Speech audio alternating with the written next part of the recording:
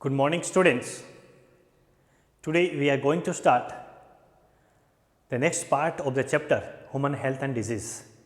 Second part हम इसको कह सकते हैं.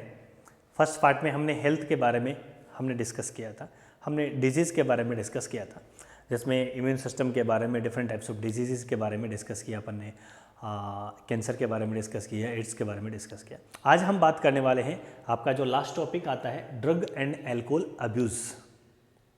देखिए, सबसे पहला पॉइंट आता है कि ड्रग्स होती क्या है. What are drugs? ड्रग्स आप किसको कहोगे? ड्रग्स, अब इसमें आपके दिमाग में कई चीज़ आती हैं कि ड्रग्स तो वो होती होंगी ना जो हेरोइन, कोकीन, स्मैक वगैरह जो होती हैं, लेकिन जो मेडिसिन्स होती हैं उसको भी अपन क्या करते हैं, ड्रग्स के अंदर इंक्लूड करते हैं. तो एक्चुअल में ड्रग क्या है ना? Drug is any chemical substances.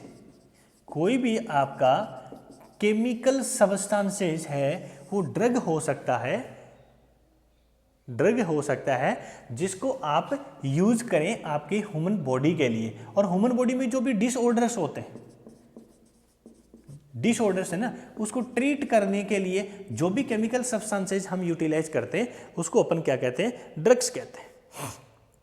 यानी डिसऑर्डर कह सकते हैं या बॉडी के अंदर डिजीज हो सकती है.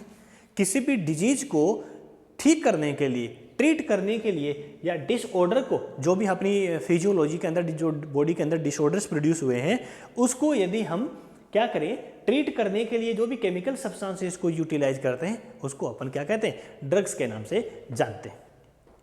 या मैं ये कह सकता हूं कि any chemical substances which is used to treat that disease which is used to change or alter the physiology of human body. अपनी ह्यूमन बॉडी की जो फिजियोलॉजी है, यानी नॉर्मल जो प्रोसेस चल रहा है उसको अल्टर करने के लिए जो भी केमिकल सब्सटेंसेस यूटिलाइज करते हैं उसको हम क्या कहते हैं भाई, ड्रग्स कहते हैं. इस ड्रग्स का दूसरा नाम क्या कर सकते हैं अपन, मेडिसिन भी है आपकी, ठीक है. इसको अपन थेरेप्यूटिक एजेंट भी कहते हैं. यानी स्पेशली ड्रग्स का मीनिंग यह है कि बॉडी के अंदर जो डिसऑर्डर या जो डिजीज है उसको अपन ट्रीट करने के लिए जो भी केमिकल सब्सटेंस यूटिलाइज करते हैं उसको हम क्या कहते हैं, ड्रग्स के नाम से जानते हैं. अब इस ड्रग्स है ये आपके ऊपर डिपेंड करता है कि आप उसको कैसे यूटिलाइज करते हैं. इसका यूज भी होता है और अब यूज भी होता है, इसी वजह से हम इसको अब्यूज़ कहते हैं. ये जो अब्यूज़ लिखा है ना हमने, हम यूज नहीं पढ़ेंगे, हम पढ़ेंगे अब्यूजेस. यानी यूज क्या होते हैं, अब्यूज क्या होते हैं, पहले अपन इसको डिस्कस कर लेते हैं. मान लीजिए आपकी बॉडी के अंदर कोई डिसऑर्डर है, ठीक है, बॉडी के अंदर कोई डिजीज है, उस डिजीज को ठीक करने के लिए आप उसको यूज कर रहे हैं. यानी मैं ये कह सकता हूं कि उसका मेडिसिनल पर्पज के लिए आप उस ड्रग्स को यूटिलाइज कर रहे हैं, तब तो वो क्या हो गया, यूज हो गया. भाई आपके बॉडी के अंदर कोई डिसऑर्डर आ गया, तब आपको कोई एक ड्रग्स यूटिलाइज करनी है, वो ड्रग्स आपको क्या कर देगी, ठीक कर देगी. तब तो हम उसको क्या कहेंगे, यूज कहेंगे. यानी हो सकता है वो प्रिस्क्राइब्ड बाई डॉक्टर हो, प्रिस्क्राइब्ड बाई डॉक्टर आपको लिख करके दे तब आप उसको यूज करें. इसका जस्ट ऑपोजिट होता है अब्यूजेस.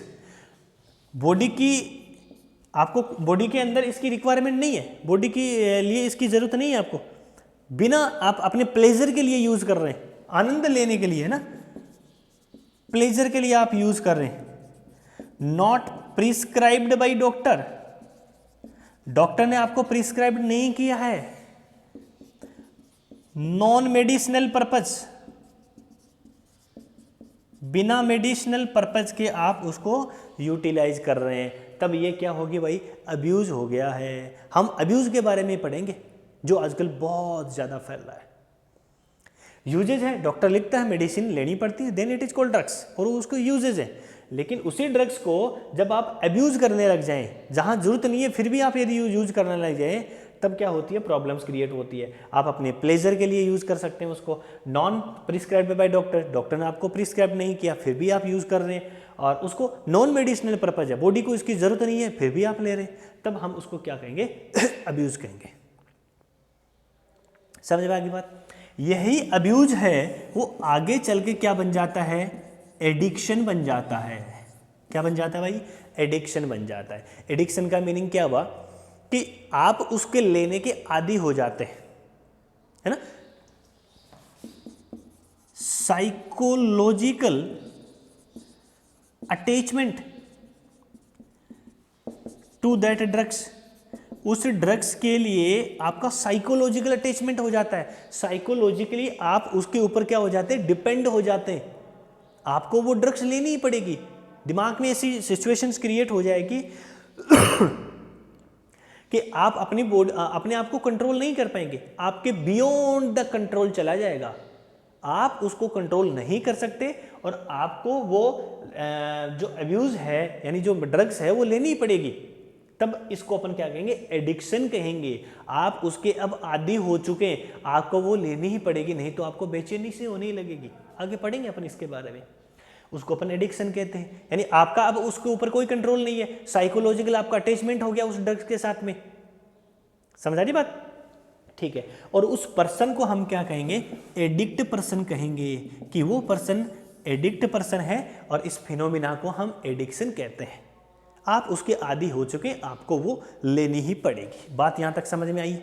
ठीक है। ये ड्रग्स हमने पढ़ा। ड्रग्स का यूज और अब्यूज क्या होता है? जब अपन मेडिसिनल पर्पज के लिए करते हैं तब यूज होता है, और अदर देन मेडिसिनल पर्पज के लिए अपन यूज करते हैं तो वो अब्यूज होता है।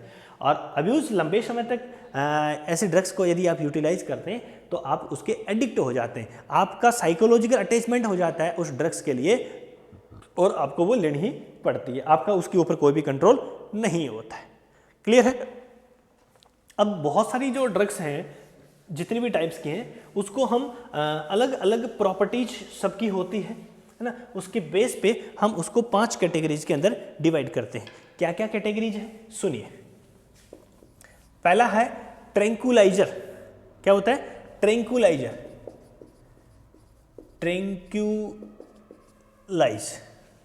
ट्रैंक्विलाइज या ट्रैंक्विलाइजर्स अपन उसको कह सकते हैं। सेकेंड हम कह सकते हैं सीडेटिव। ठीक है। सीडेटिव के बाद में हम लेंगे स्टिमुलेंट।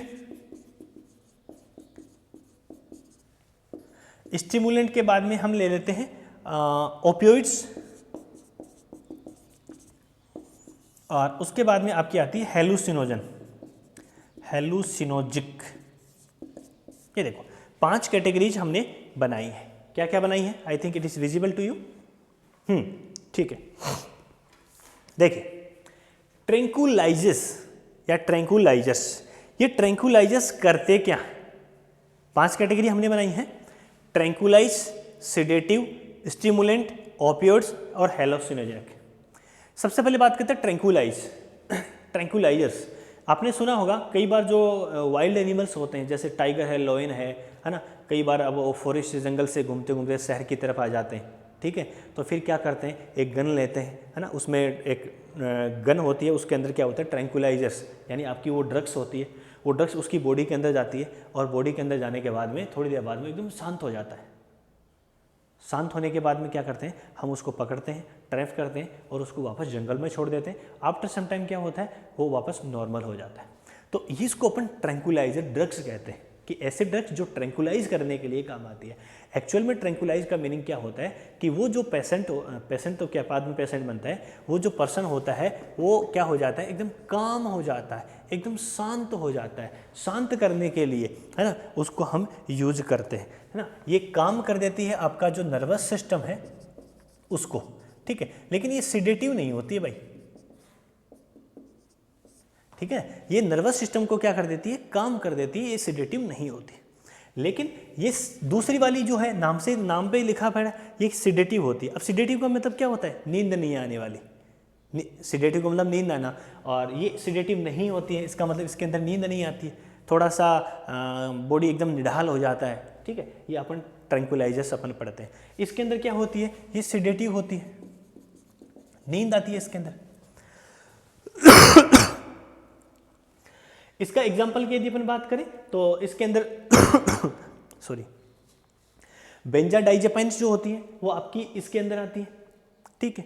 और जो सिडेटिव होती है इसके अंदर आपका बार्बिट्यूरेट्स आता है। बार्बिट्यूरेट्स लिखो यहाँ पे, बार्बिट्यूरेट्स, ये बारबीटोरेट्स इसमें आती है। इसमें आती है बेंजा डाइजेपाइन्स, ये ड्रग्स इसके अंदर आती है, ठीक है। इसमें बारबीटोरेट्स आती हैं, सिडेटिव होती हैं। उसके बाद आता है आपका स्टिमुलेंट। पर स्टिमुलेंट क्या होता है?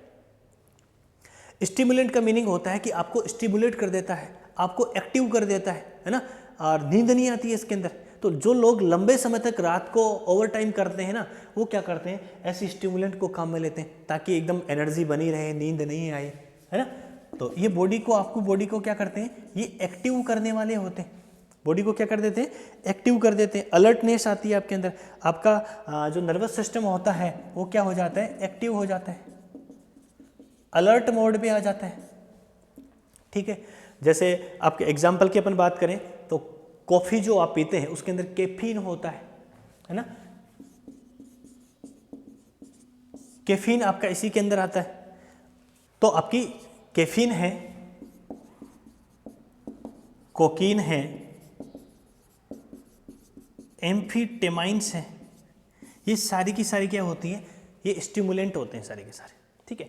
ये कैफीन कोकीन है, ये तो नेचुरल स्टिमुलेंट है, ये आर्टिफिशियल है जिसको हम बनाते हैं, ये आर्टिफिशियल में आता है। कैफीन और कोकीन होती है वो नेचुरल स्टिमुलेंट होते हैं, ये बॉडी को एक्टिव कर देते हैं। अब देखा होगा कई लोग जो माइल्ड है, ये माइल्ड स्टिमुलेंट होते हैं, ठीक है। जैसे कैफीन है ना, नॉर्मली जो लोग चाय के या कॉफ़ी के शौकीन होते हैं, बोले चाय पीना है सुबह सुबह, चाय नहीं पिएंगे तो सर दर्द होने लगेगा यार, बॉडी एकदम एक्टिव नहीं होती है, अलर्ट नहीं होती है। चाय पीने के बाद में ही, कॉफ़ी पीने के बाद में ही कुछ अपन करेंगे।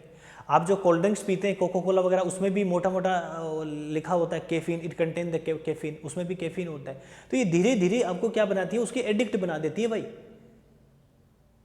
धीरे धीरे एडिक्ट बना देती है। लेकिन ये माइल्ड होती है, ज़्यादा इसका लंबा इफेक्ट नहीं होता। ऐसा नहीं है तो कि आपको लेनी पड़ेगी, नहीं तो मर जाओगे आप, ऐसा नहीं, ठीक है ना। लेकिन माइल्ड स्टिमुलेंट होती है, बॉडी को ये एक्टिव करती है। चाय पीने के बाद बोले अब चलो अब काम करते हैं, है ना। शाम के समय जब किसी को 4 बजे चाय पीने की आदत है तो 4 बजते ही दिमाग में बस एक्टिव ना जो डलनेस है वो आनी स्टार्ट हो जाती है। जब तक आप चाय नहीं पिएंगे तब तक आपकी बॉडी के अंदर स्फूर्ति नहीं आएगी, एनर्जी नहीं आएगी, है ना। तो ये क्या करते हैं, नर्वस सिस्टम को एक्टिवेट कर देती है।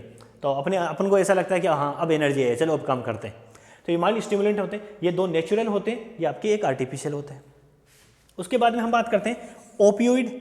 ओपियोइड एक ग्रुप ऑफ केमिकल्स होते हैं, बहुत सारे केमिकल इसके अंदर होते हैं, जिससे हम ओपियम बनाते हैं और उस ओपियम से भी डिफरेंट टाइप्स की हम ड्रग्स बनाते हैं, राइट।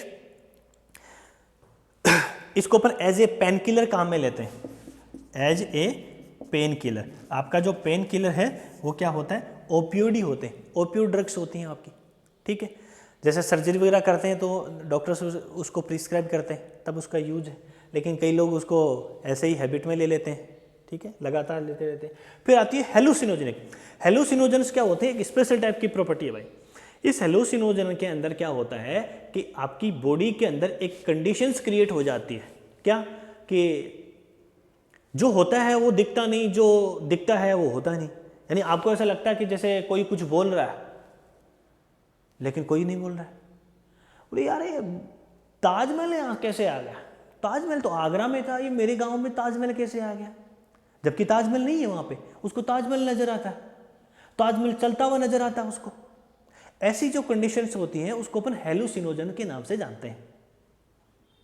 किस नाम से जानते हैं, हेलुसिनोजन के नाम से जानते हैं, ठीक है। आगे अपन ड्रग्स पढ़ेंगे, इस हेलुसिनोजन में कौन कौन सी ड्रग्स आती है, कैनाबिनॉइड जो होती है ना, वो ड्रग्स इसी के अंदर आती है, समझ आएगी। तो 5 कैटेगरी हमने पढ़ी है।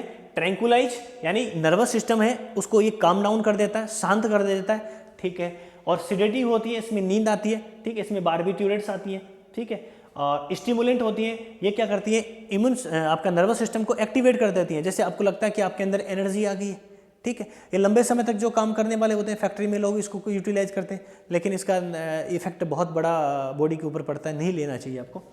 ओपियोइड्स होते हैं, ये पेन किलर की तरह काम करती हैं। हेलुसिनोजेनिक जो प्रॉपर्टी मैंने आपको बताई है कि जो चीज़ आपको लगती है वो होती नहीं, जो होती है वो लगती नहीं, है ना।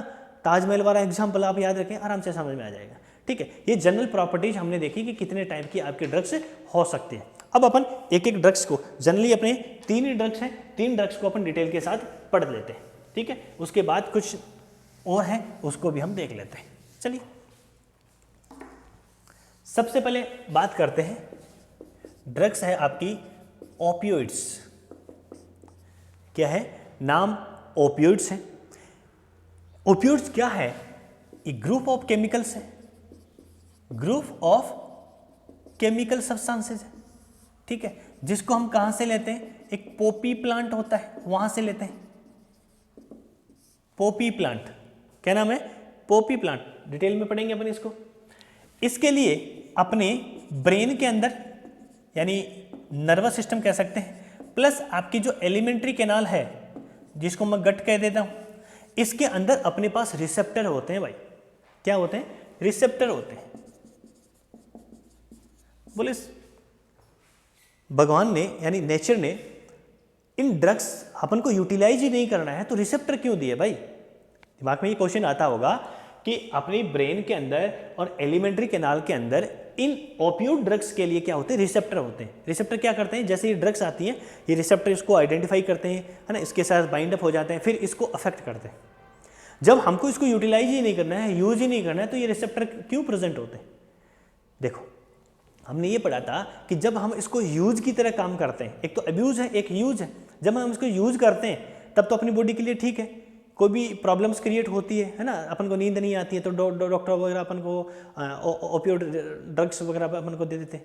यूज है तब जरूरी है ना, इसके रिसेप्टर होंगे तभी तो वो बॉडी को इफेक्ट करेगी, अपना जो नॉर्मल प्रोसेस है बॉडी का वो काम करेगा, समझा रही है। और पुराने ज़माने आपने सुना होगा कि ऋषि मुनि महात्मा होते थे, वो मेडिटेशन करते थे, ध्यान करते थे, योगी एक्टिविटीज़ करते थे, तो उनको आप मारते तो भी उनको दर्द नहीं होता था, या उनको कंटिन्यूसली लंबे समय तक वो काम कर सकते थे। ये सारी चीज़ उनके अंदर वो नेचुरली बनने लग जाती थी।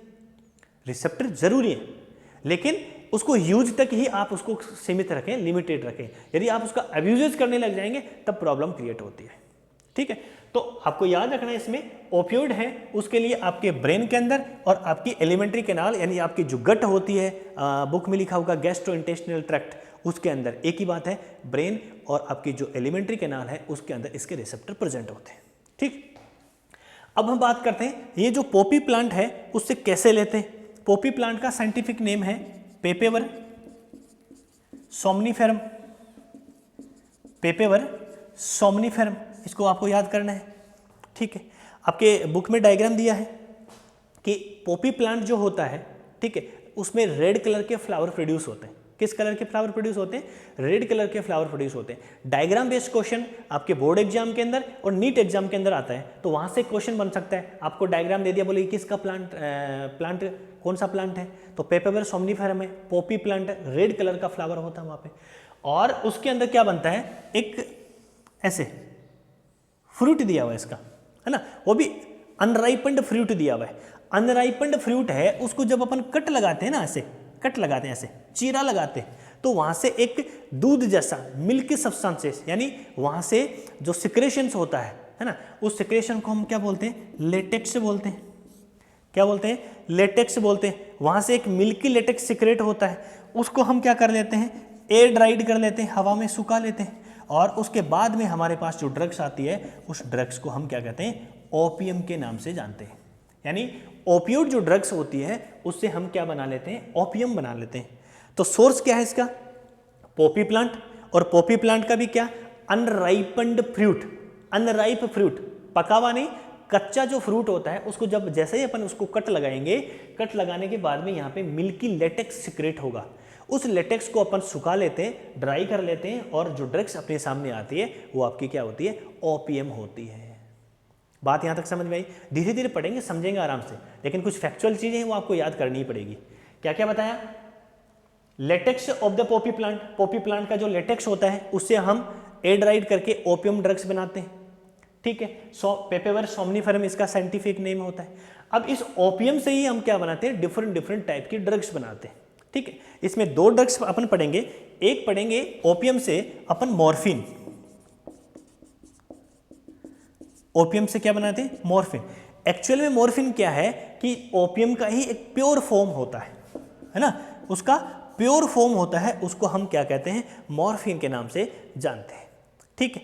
अब ये जो मॉर्फिन है इसके अंदर प्रॉपर्टी क्या क्या होती है, इसके अंदर लिख देते हैं यहाँ पे, एनाल्जेसिक, पहली बात एनाल्जेसिक प्रॉपर्टी होती है, दूसरी होती है सीडेटिव, सीडेटिव, ये दो प्रॉपर्टी इसके अंदर होती है।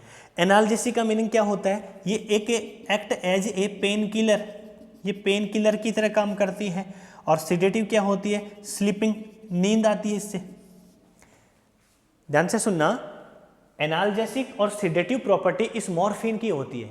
मॉर्फिन एक्चुअल में क्या है, morphine is a pure form of opium, opium की एक प्योर फॉर्म है।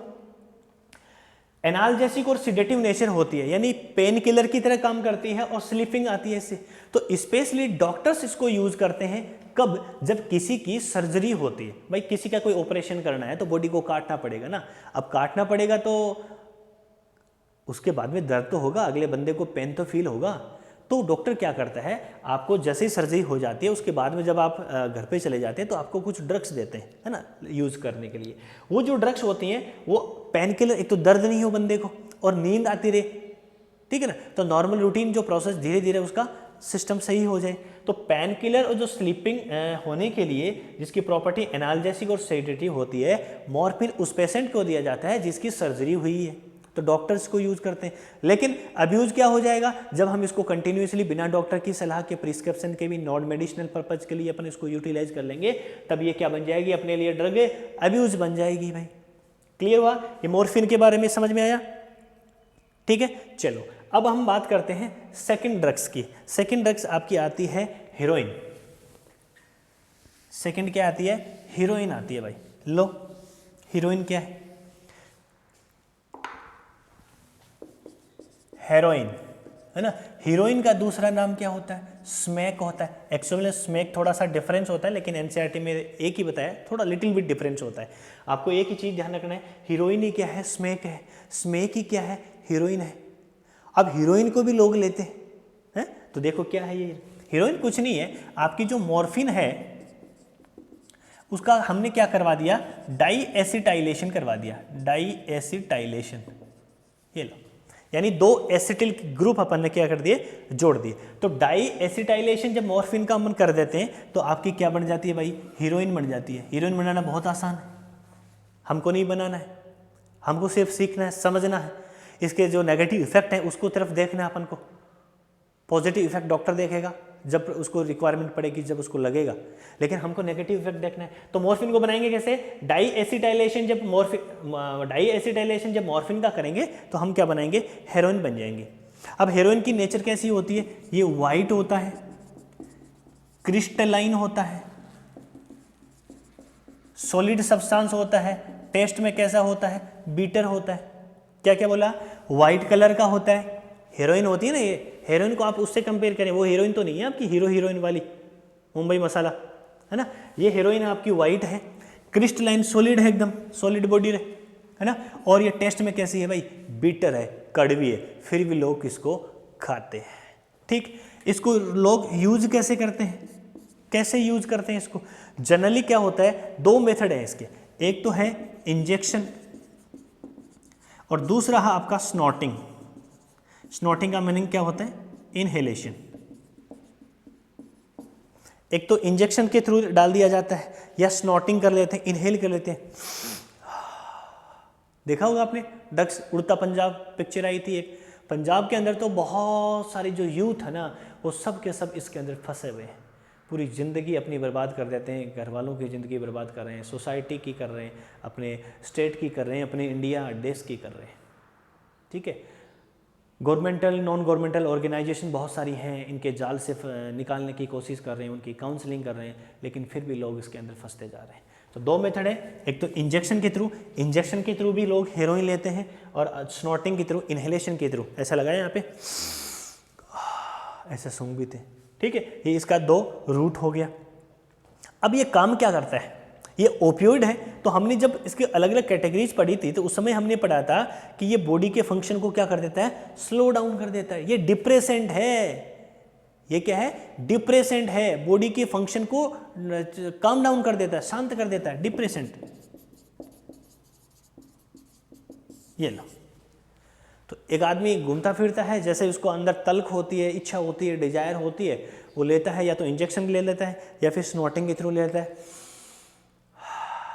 फिर एकदम निहाल होकर सोता आराम से, मस्त, कहीं भी सो जाता है, उसको कोई चिंता नहीं है, कोई फिक्र नहीं है, अनकॉन्शियस होता है।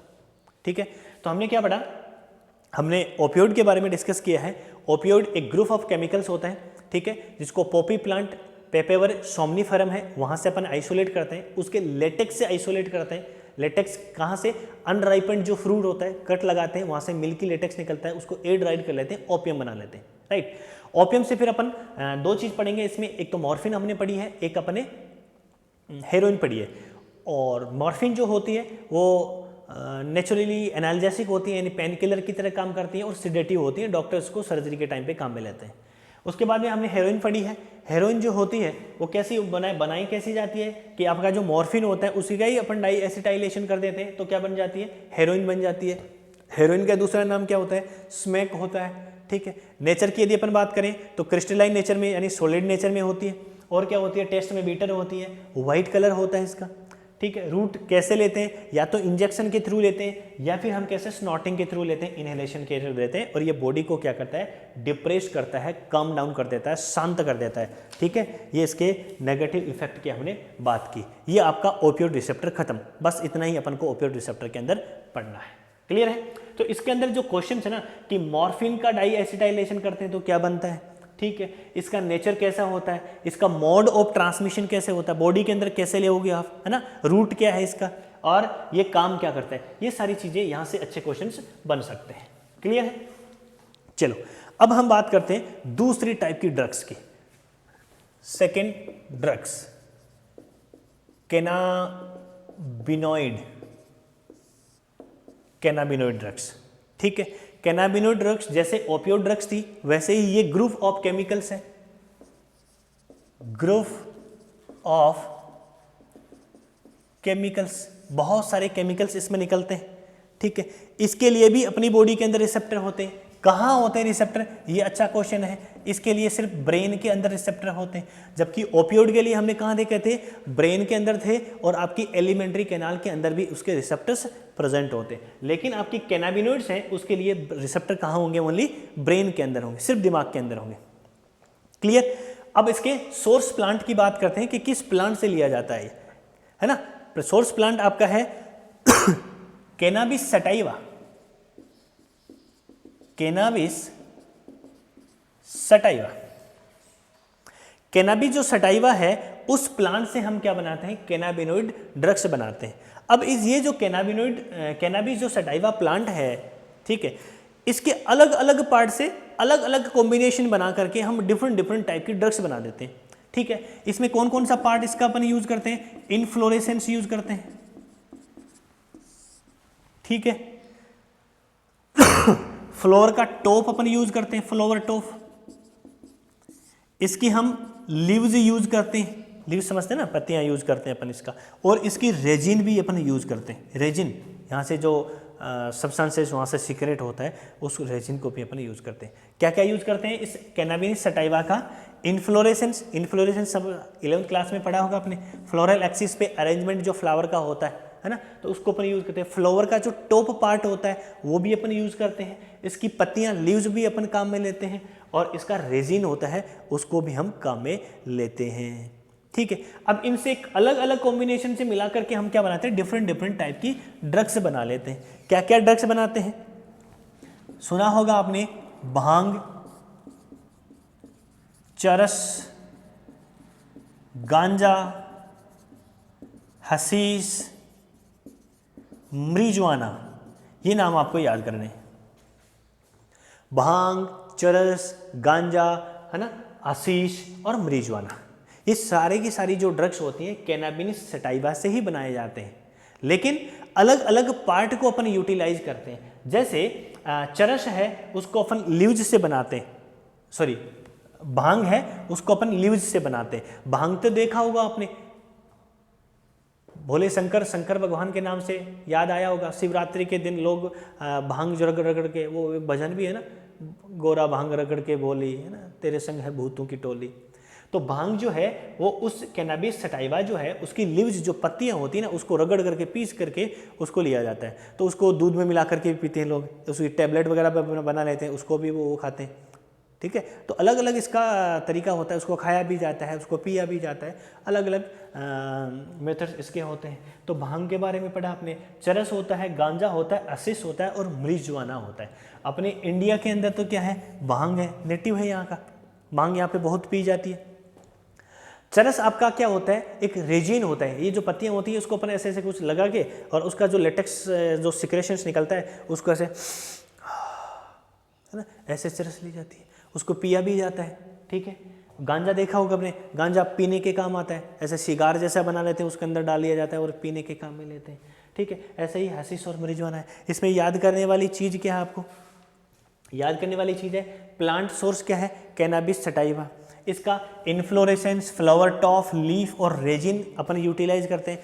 अलग अलग प्लांट के पार्ट को यूज करके डिफरेंट डिफरेंट टाइप की ड्रग्स बनाते हैं। ड्रग्स का आपको नाम याद होना चाहिए, भांग, चरस, गांजा, हशीश, मरीजुआना, ये सब के सब कैनाबिनोइड के ड्रग्स के अंदर आते हैं। ठीक है। ये इसके प्लांट के अपन पार्ट यूटिलाइज करते हैं। लेना कैसे है, इसको कैसे लेते हैं, या तो जनरली तो इसको ओरली लिया जाता है, यानी माउथ के अंदर लिया जाता है, यानी खाया जाता है इसको, जैसे अपन भांग की अपन बात कर रहे थे। या फिर क्या करते हैं, इसको स्मोकिंग यानी इनहेलेशन करते हैं, उसका स्मोकिंग भी करते हैं, उसको सिगार में डाल करके गांजा वगैरह पीते हैं लोग, सुना होगा ना गांजा के बारे में। ठीक है। अब इसका इफेक्ट की बात करते हैं अपन कि इसका इफेक्ट क्या होता है। देखो आपका जो फर्स्ट पार्ट अपन पढ़ रहे थे, उसमें जब कैटेगरीज की बात कर रहे थे उसमें आपको बताया था कि ये हेलोसिनोजेनस होते हैं। हेलोसिनोजेनस क्या होते हैं, जो लगता है वो दिखता नहीं, ताजमहल वाला एग्जांपल याद होगा आपको। तो कैनाबिनोइड्स होते हैं, ये हेलुसिनोजेनस होते हैं, हेलुसिनोजेंस। दूसरी बात, ये क्या करते हैं, कार्डियो वेस्कुलर सिस्टम के ऊपर इफेक्ट करते हैं, यानी हार्ट है उसको अफेक्ट करते हैं। तो इसकी वजह से क्या हो जाती है, हार्ट बीट बढ़ जाती है, ब्लड प्रेशर बढ़ जाता है, ये लो बीपी बढ़ जाती है, पल्स बढ़ जाती है, आपकी हार्ट बीट बढ़ जाती है, जिसकी वजह से हार्ट के ऊपर ये इफेक्ट डालते हैं। बस इतनी सी चीज़ आपको कैनाबिनोइड ड्रग्स के अंदर याद करनी है। वापस रिपीट कर देता हूँ मैं, कैनाबिनोइड्स में क्या पढ़ना है, कैनाबिनोइड्स कैनाबिस सटाइवा प्लांट है, वहाँ से लिया जाता है। ये भी ग्रुप ऑफ एक केमिकल्स होते हैं, इसके रिसेप्टर अपने सिर्फ और सिर्फ ब्रेन के अंदर होते हैं, जबकि उसके रिसेप्टर कहाँ थे, ओपियोइड के ब्रेन और एलिमेंट्री कैनाल के अंदर थे। ठीक है। उसके बाद इससे जो ड्रग्स अपन बनाते हैं वो कैनाबिनोइड्स वाली होती है। ठीक है। प्लांट कैनाबिस सटाइवा होता है। प्लांट के कौन कौन से पार्ट यूटिलाइज करते हैं, इन्फ्लोरेसेंस, फ्लावर टॉप, लीव्स और रेजिन।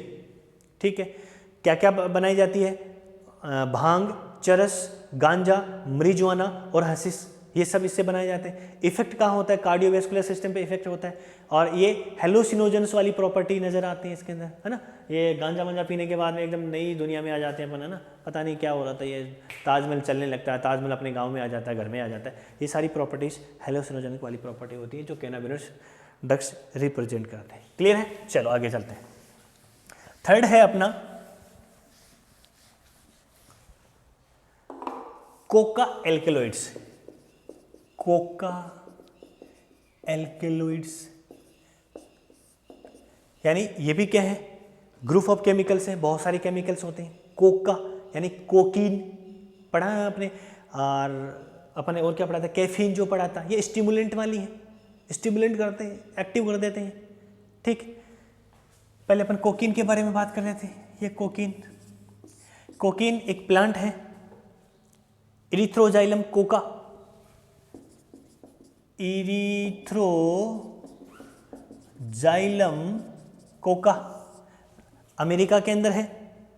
ठीक है ना, साउथ अमेरिका के अंदर मिलता है, नेटिव है वहाँ का, south America. Cocaine, Erythroxylum, source याद करना, इरिथ्रोजाइलम कोका, कोका से क्या बनती है भाई, कोकीन बनती है आपकी। ठीक है।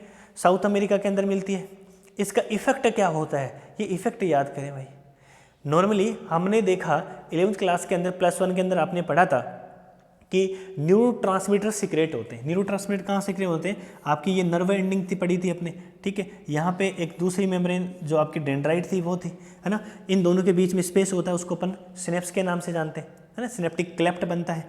ये प्री सिनेप्टिक मेम्ब्रेन होती है, पोस्ट सिनेप्टिक मेम्ब्रेन होती है। यहाँ से वेसाइकल्स के रूप में कुछ केमिकल्स का सिक्रेशन होता है ना, वो केमिकल सिक्रेशन इधर जाते हैं, है ना, और फिर वो इलेक्ट्रिक सिग्नल में कन्वर्ट हो जाते हैं। इस गैप को पार करने में वो हेल्प करते हैं। यहाँ पे जो केमिकल सिक्रेशन होते हैं उसको अपन क्या कहते हैं, न्यूरोट्रांसमीटर।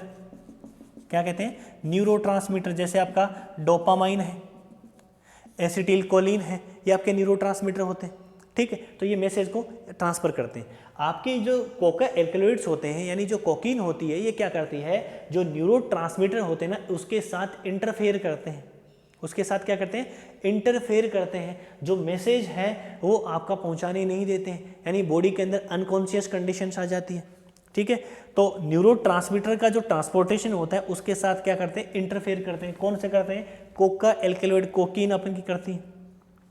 और इसको लेने के बाद एक स्पेशल टाइप की कंडीशन है यूफोरिया, यूफोरिया, 4B आ गया, फोरिया, यूफोरिया कंडीशंस आ जाती है। यूफोरिया कंडीशंस क्या होती है, यूफोरिया का मीनिंग होता है अपने आप को बहुत प्लेजर, आनंद के साथ, बहुत हैप्पीनेस अपन फील करते हैं, बहुत अच्छा लगता है, आनंद आता है, बोले वाह क्या दुनिया है ना, ये देश दुनिया सब रंगीली है, सब कुछ रंगीन नजर आता है, ये यूफोरिया कंडीशंस होती है, ठीक है। यदि लार्ज अमाउंट में आप इसको कोकीन को आप यूज करते हैं, लार्ज अमाउंट में कोकीन को यूज करते हैं तो हेलुसिनोजेनिक प्रॉपर्टी आ जाती है, यानी वही ताजमहल दिखने लग जाता है। जबकि हेलुसिनोजेनिक प्रॉपर्टी है वो हमने कहाँ पढ़ी थी, पीछे वाले रेसे कैनाबिनॉइड के अंदर पढ़ी थी भाई। लेकिन जब इसको लार्ज अमाउंट में लिया जाता है तब ये भी क्या करती है, हेलुसिनोजेनिक प्रॉपर्टी सिक्रेट करती है, दिखाई देती है, हो जाती है। समझ में आया यहाँ तक, बोलो क्या क्या हमने पढ़ा है। 3 ड्रग्स हमने पढ़ी है, मेनली 3 ही ड्रग्स आपको पढ़नी है। पहले हमने कौन सी पढ़ी थी, ओपियोइड पढ़ी थी, सेकंड हमने कैनाबिनॉइड पढ़ी थी, और थर्ड हमने कोका एल्कलॉइड्स यानी कोकीन के बारे में पढ़ा है, ठीक है। ये सारी चीज़ें हमने पढ़ ली है। इसके आपको याद क्या करना है, एक तो सोर्स प्लांट याद करना है कौन सा है, ठीक है, इसके रिसेप्टर्स कहाँ होते हैं, ठीक है, बॉडी में इसको लिया कैसे जाता है, ये सारी चीज़ें आपको याद करनी है, क्लियर है। अब इसके अलावा कुछ और दे रखा है कि कुछ हेलुसिनोजेनिक प्रॉपर्टी वाले कुछ और प्लांट भी होते हैं जिनको आप यदि यूटिलाइज करते हैं तो वो भी हेलुसिनोजेनिक प्रॉपर्टी शो करते हैं। उनमें कौन कौन है वो आपको याद करना है। नंबर 1 हमने पढ़ा है धतूरा, धतूरा स्ट्रामोनियम, धतूरा स्ट्रामोनियम सुना है ना। धतूरे की तो बीज शिव जी शंकर भगवान खा जाया करते थे, है ना। इसके सीड यूज करते हैं अपन, इसमें भी हेलुसिनोजेनिक प्रॉपर्टी होती है, ठीक है।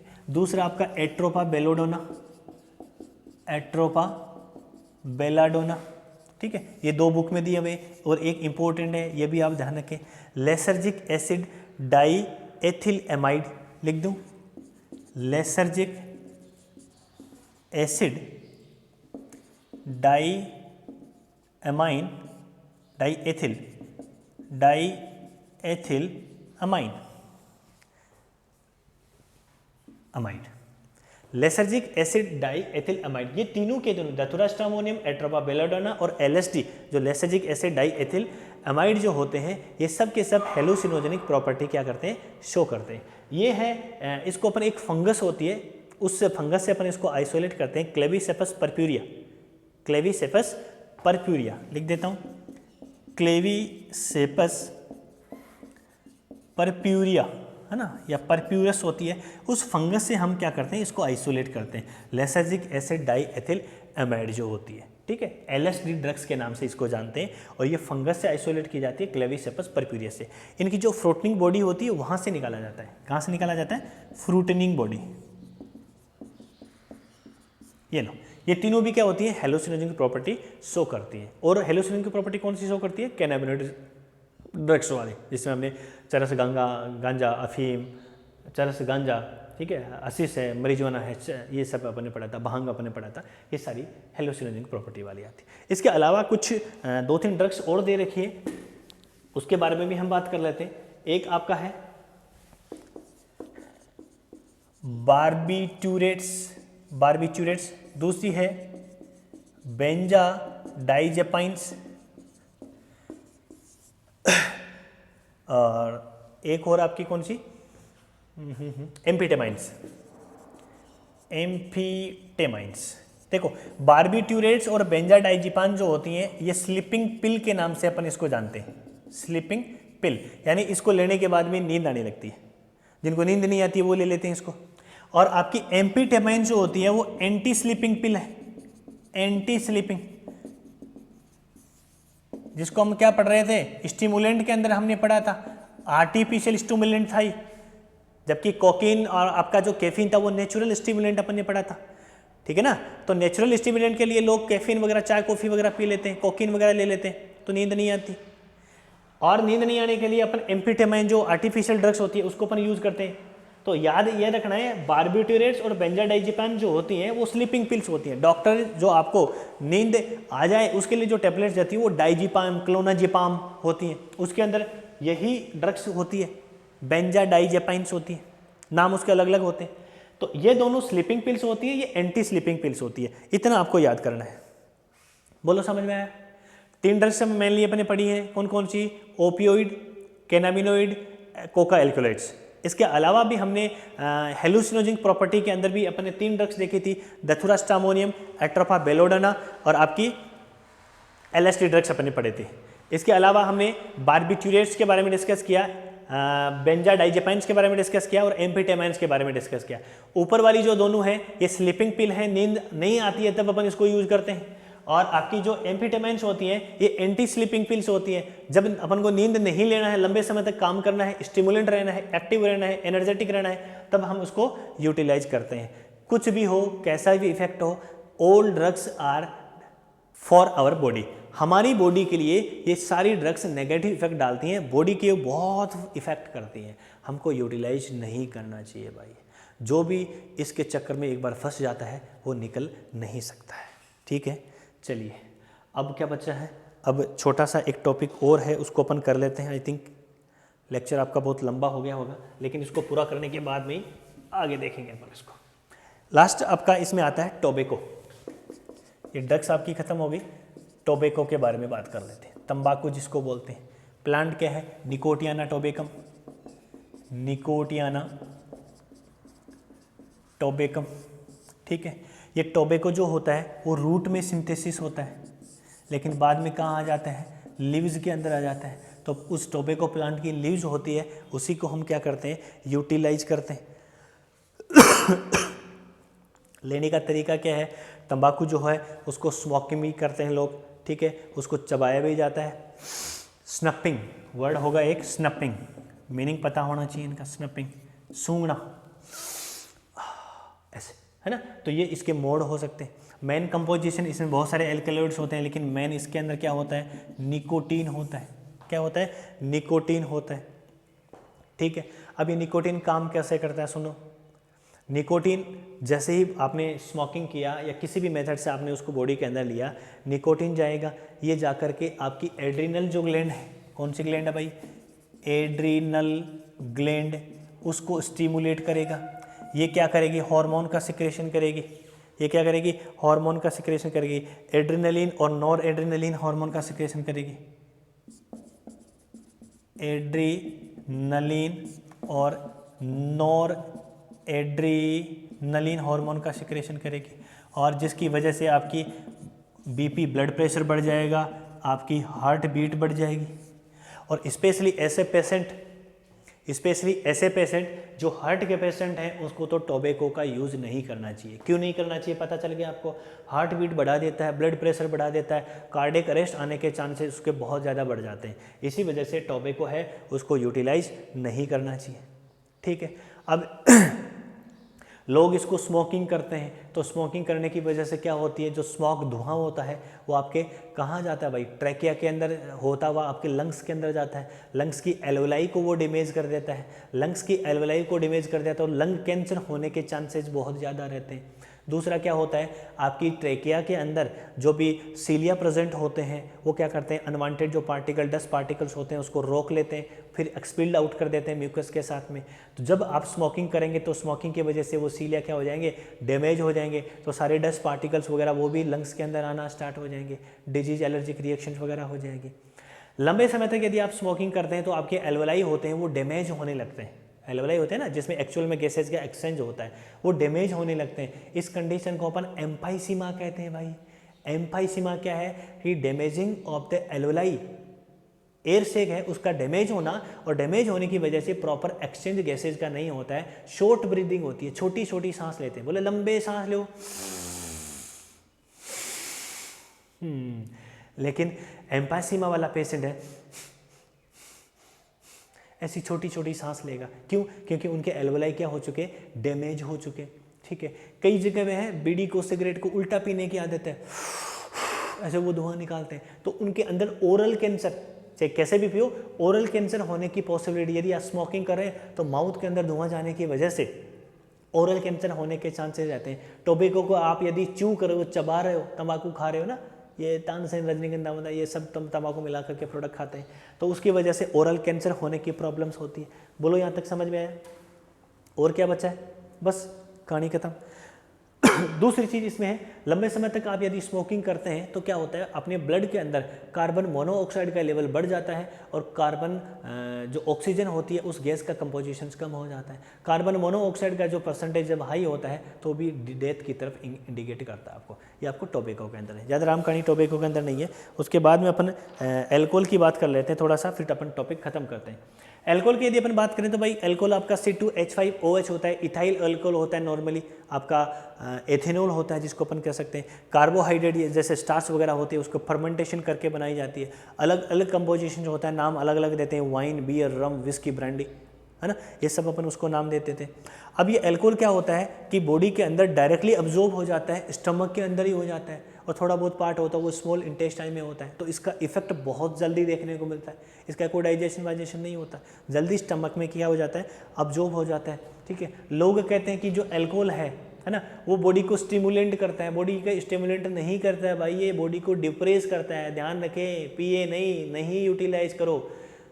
Prevent your self, your family, your society, your country, your state, what ever in which you resided, जिसमें भी आप रह रहे हैं उसको बचाएं, अपने आप को बचाएं। एल्कोहल को कंज्यूम नहीं करें, लिखा होता है उसके ऊपर, लेकिन लोग पीते हैं। अभी एक महाराष्ट्र के अंदर एक रूल आया है, एक नया लॉज वहाँ पे इम्प्लीमेंट किया है महाराष्ट्र गवर्नमेंट ने, उद्धव ठाकरे जी ने क्या किया है कि सिगरेट जो होती हैं उसको आप खुली नहीं बेचेंगे, यानी खुली सिगरेट, 1 सिगरेट 2 सिगरेट है ना, बीड़ी सिगरेट वगैरह खुली नहीं मिलेगी, आपको पैकेट मिलेगा। बोले इसका क्या फ़ायदा हुआ? बोले स्पेशली जो छोटे बच्चे होते हैं जो उनकी लत लग जाती है तो वो 1-1 सिगरेट लेते हैं, पीते हैं, तो वो उनके पास उतने पैसे नहीं होंगे, वो ज़्यादा सिगरेट का पैकेट है वो पूरा पैकेट नहीं खरीद पाएंगे, तो हो सकता है कि छुटकारा मिल जाए। लेकिन गवर्नमेंट यदि रियल में ये चाह रही है कि इससे छुटकारा मिल जाए तो बंद कर दिया जाए ना, इसका प्रोडक्शन बंद कर दिया जाए, एल्कोहल का प्रोडक्शन बंद कर दिया जाए, लेकिन नहीं करती है ना गवर्नमेंट। क्यों नहीं करती है? क्योंकि सबसे ज़्यादा रेवेन्यू इसी से मिलता है। आपने सुना होगा कि जब इसके लिए लॉटरी निकलती है तो बहुत सारे लोग फॉर्म भरते हैं, क्योंकि बहुत सारा धन आता है, मोटा धन निकलता है, गवर्नमेंट को भी इससे बहुत धन मिलता है ना। लॉकडाउन में सब कुछ बंद था, लेकिन शराब जो थी, आपका अल्कोहल था, उसका प्रोडक्शन है ना उन्होंने वापस स्टार्ट करवा दिया, वापस चालू किया। आज स्कूल बंद है, कॉलेज बंद है, सब कुछ जो इम्पोर्टेंट पार्ट होना चाहिए था वो सब बंद है। हम फिजिकली कॉन्टैक्ट में नहीं है, ऑनलाइन अपन पढ़ रहे हैं, पढ़ा रहे हैं, लेकिन वही टोबैको है वो सब चालू है, वही आपका अल्कोहल है वो चालू है, अनलिमिटेड लोग चल रहे हैं, पी रहे हैं। खैर, तो अपन अल्कोहल की बात कर रहे थे, तो ये स्टिमुलेंट नहीं होता है भाई, ये सिडेटिव होता है, एनाल्जेसिक होता है, एनेस्थेटिक होता है, यानी बॉडी एकदम काम डाउन हो जाती है, शांत हो जाती है, अनकॉन्शियसनेस आती है कि होश नहीं रहता है, हम कहाँ चल रहे हैं, क्या चल रहे हैं, क्या देख रहे हैं। बॉडी का जो नर्वस सिस्टम होता है उसको इफेक्ट करता है। स्टमक होता है, उसके अंदर जाने के बाद में हाइड्रोक्लोरिक एसिड का सेक्रेशन होता है, जिसकी वजह से अल्सर होने के चांसेस बढ़ जाते हैं। ठीक है, और क्या हो सकता है, जो लीवर में जाने के बाद लीवर के अंदर अल्कोहल जब जाता है तो वो क्या करता है, उसको हार्मफुल सब्सटेंसेस में कन्वर्ट कर देता है, एसिटाल्डिहाइड। एसिटाल्डिहाइड केमिस्ट्री के स्टूडेंट हैं आप तो आपने पढ़ा होगा कि एल्डिहाइड कितना हार्मफुल होता है ना। और एल्डिहाइड वहाँ पे कन्वर्ट होने के बाद में वहाँ पे एक लीवर के अंदर धीरे धीरे लीवर की जो सेल्स होती हैं वो हार्ड होने लग जाती है, स्टिफ होने लग जाती हैं, डैमेज होने लग जाती है, और उस कंडीशन को हम सीरोसिस के नाम से जानते हैं। ये याद कर लेना, दिया हुआ एनसीईआरटी में। सीरोसिस, सीरोसिस किसकी बीमारी है? ये आपके लीवर की बीमारी है। किसके कंज्यूम की वजह से होती है? अल्कोहल के कंज्यूम की वजह से होती है। ठीक है ना, ये सारी चीज़ें अपन को याद करनी है। ये आपका जो टॉपिक ड्रग्स वाला टॉपिक है वो ख़त्म हो गया भाई।